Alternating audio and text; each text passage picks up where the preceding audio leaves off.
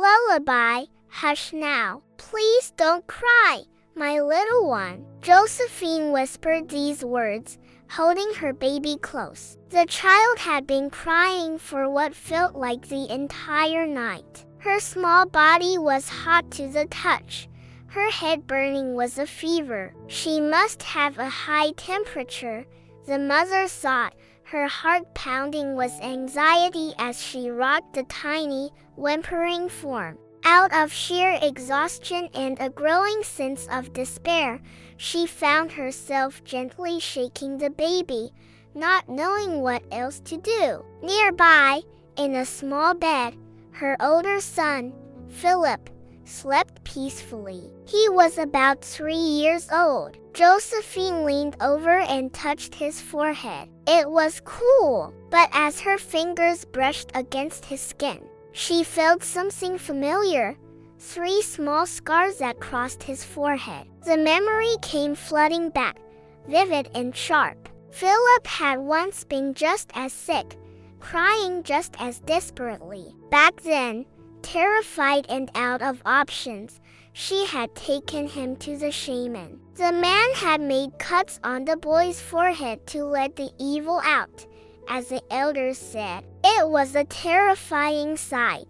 Her son's small face covered in blood, but afterward, he had recovered. Now, her daughter's cries persisted, a relentless sound that tore at her soul. I have to do something, Josephine whispered to herself. She made a decision. She would go to the shaman. Whatever it took, her child had to live. She only hoped her mother-in-law, Elia, wouldn't notice. Since becoming a Christian, Elia wanted nothing to do with the old ways. Josephine carefully tied the baby to her back with a cloth and moved silently toward the door, trying not to make a sound. Josephine, her heart sank. Elia was standing there, her figure silhouetted in the dim light. Where are you going? She asked.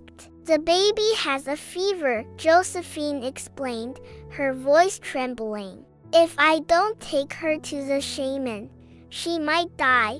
Let's go to the nurse, Elia said calmly, her voice steady. She has medicine.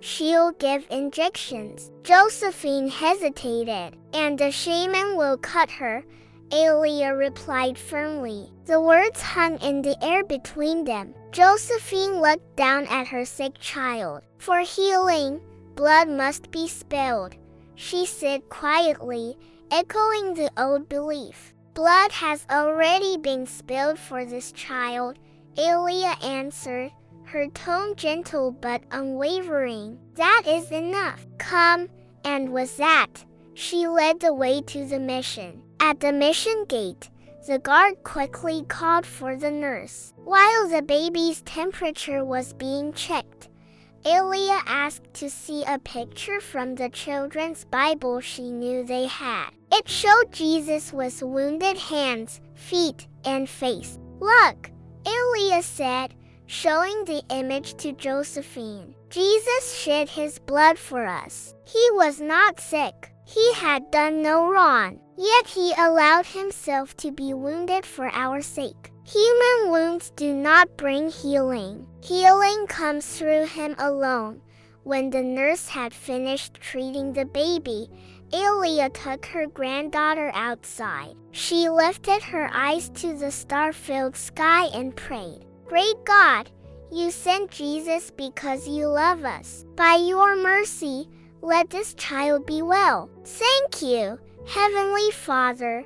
In the quiet of the night, the baby stopped crying. She was still warm, but a profound peace seemed to settle over them. On the way home, Elia spoke words that sank deep into Josephine's heart, words from which faith would later grow. He was wounded for our transgressions, and by his wounds we are healed. Thank you for watching. If this story touched your heart, please consider liking and subscribing for more content that inspires hope and faith.